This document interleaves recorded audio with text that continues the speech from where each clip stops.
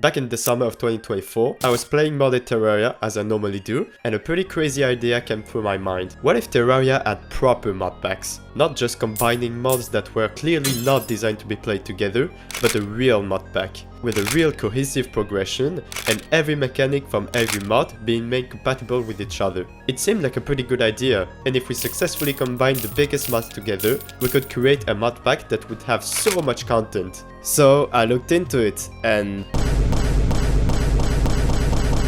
yeah, it was way too much work for myself. So I made this video, where I just talked about the idea that I would like to make a real ultra-modded modpack, and turns out, I wasn't the only one wanting something like this. And a lot of people joined me to try and make this idea into reality. But even then, it seemed way too hard to achieve. So I made another video to present some of the stuff that was currently made, announcing the creation of a Patreon, and creation of paid positions, and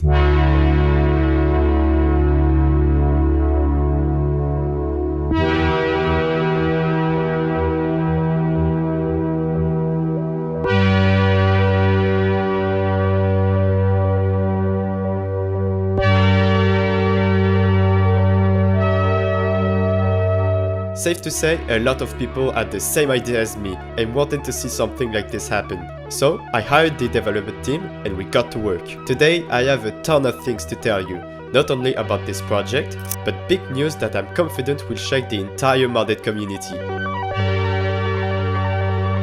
First, let's do a quick recap of the situation. The plan is to take a bunch of big content mods who were not supposed to be played together, and then create a compatibility mod to make them playable with each other by modifying the progression, crafts, balancing bosses, weapons and accessories, and expanding the mechanics of certain mods to make it playable with the other mods.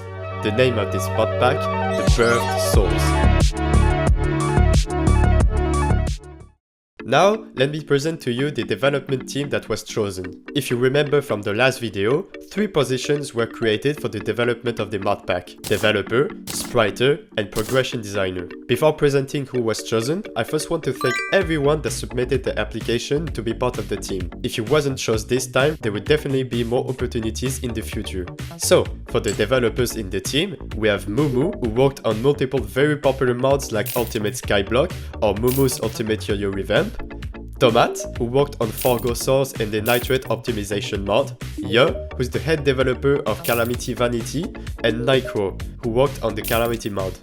For the spriters, we have Fred, who is responsible for some Calamity sprites like the Victory Shard or Blood Orb, and Triangle, a very talented spriter who's part of the Calamity team, responsible for making many sprites for enemies and weapons planned for the future Second Sea update, and also some reworked armors like Auric and Godslayer. For progression designer, we have Yitron, who's helping on the documentation and providing ideas for the progression, and Atom Eve, a person who works on the mod of Redemption, who's also helping by providing ideas for the items that will be added.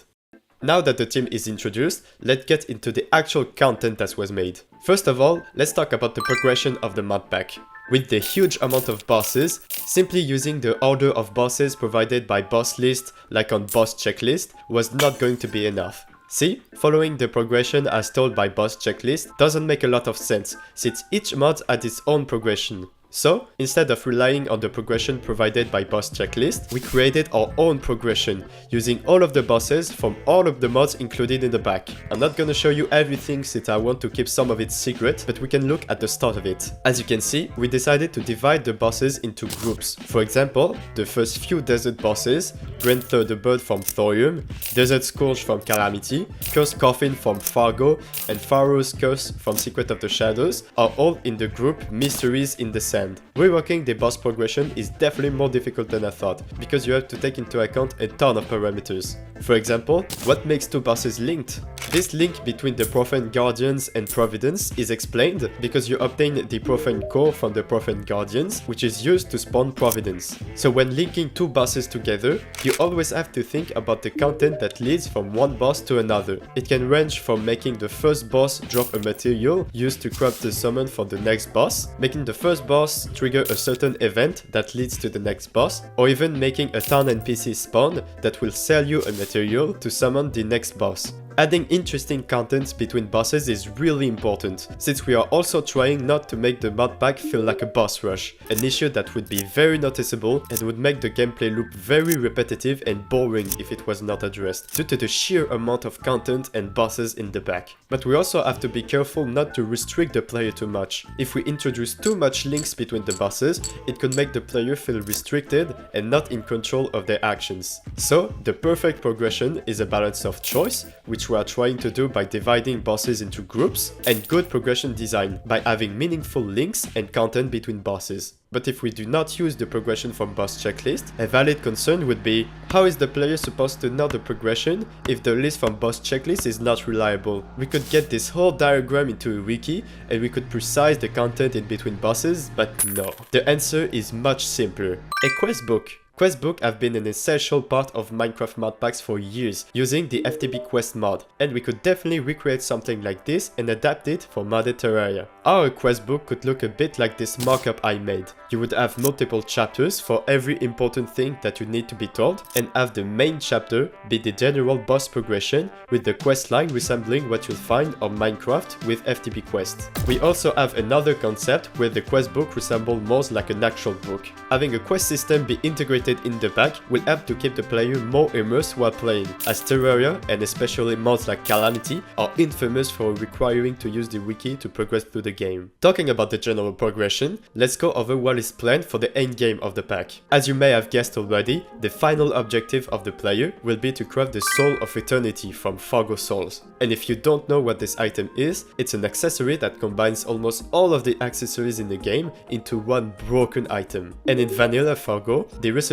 looks like this. But of course, we'll need to add more items to the crafting tree from all of the other mods included. In Fargo Souls, most armor sets have a corresponding enchantment, which are accessories having an effect related to the armor set, and are crafted from the armor set itself and a couple of other items related to it. Multiple enchantments can be crafted into Force and then into a Soul, which will be used for the Soul of Eternity recipe. Fargo Souls only add enchantments for vanilla armor sets, but we can add the Fargo Souls DLC, which adds the enchantments, forces, and souls for Calamity sets, and Fargo Souls More Cross mod for the Consoleria sets. So we are left with Thorium and Secret of the Shadows sets to do. I'm not going to show you everything that we've made in terms of enchants, since most of the effects are still being made, but we have sprites made by Fred for a couple of them, which looks very cool. But before adding content into the Soul of Eternity crafting tree, we have to adapt it to the added mods. For example, the unchanged progression for boots leading to the Supersonic Soul looks like this. The middle parts looks fine, but we can see that the Terraspax boots split the progressions in 3, with this bit being from Thorium, this one from Secret of the Shadows, and the main one from Calamity and Fargo. Obviously, we don't want the progression to split like that, so we can place some of the misplaced pieces into the main progression, but now, some of the tiers happen at the same progression point. Since we want 2 tiers of boots to at least be separated by one major boss, we can introduce one item from Post Golem into the crafting recipes of one of the boots to fix the problem. To add certain items into crafting recipes more easily, Nycro has been working on a system to change recipes in bulk using a single JSON file, which will be much more efficient than changing recipes one by one using C#. This is only for the boots progression, but we will have to do the same for many other item progression, like the shields leading to the Colossus Soul. But now, it's time to reveal what I consider to be the biggest news of this video, and something I'm really excited for. You know when I said that we created a system to change recipe way more easily? Well, features like this won't be limited to only existing on the Bereft Souls mod pack. Instead, we are releasing a mod available right now that allows for other mod pack developers to use our tools to create their own mod packs. Introducing TPack Builder, an API containing 3 tools that we will be using to create the Bereft Souls, but also available for anyone that want to give a try at making mod packs. And that's why the title of this video says that the era of Terraria mod packs is here. What I hope to see now that the first version of the API mod is released is a ton of people experimenting with the TPack Builder API to make their own mod packs with a ton of different mod combinations. Want to play a Terraria mod pack but don't like the mod that we chose for the Bereft Souls? Well, it won't be a problem because there will be so many other mod packs with different mods made by other teams. Plus, the API is made to be very accessible, requiring requiring minimal knowledge of C# and a very understandable documentation. So even if you are not a modding expert, you will still be able to create mod packs easily with the API. For the first version of the mod available now, only the first 2 systems are completed and ready to be used. So let's go over them and also reveal what will be the last tool that will come out in a future update. As I said, the first system included in the API is a tool that allows you to dynamically modify any recipes to add, remove, change ingredients, results, or crafting station by only using a single JSON file with extremely simple syntax. This tool will be very useful to create compatibility and cross the progression from multiple mods. The second system will work in kind of the same way, but instead of changing recipes, you change the statistics of NPCs and projectiles. This tool will mainly be used for balancing changes, as you will be able to adjust stuff like boss health, enemy health, down NPCs item price, and many other things to keep the experience balanced, or even go completely ballistic and make a mod pack where everything is multiplied by 10 or something. The possibilities for developers are endless. The final system, and maybe the most important, is the quest book.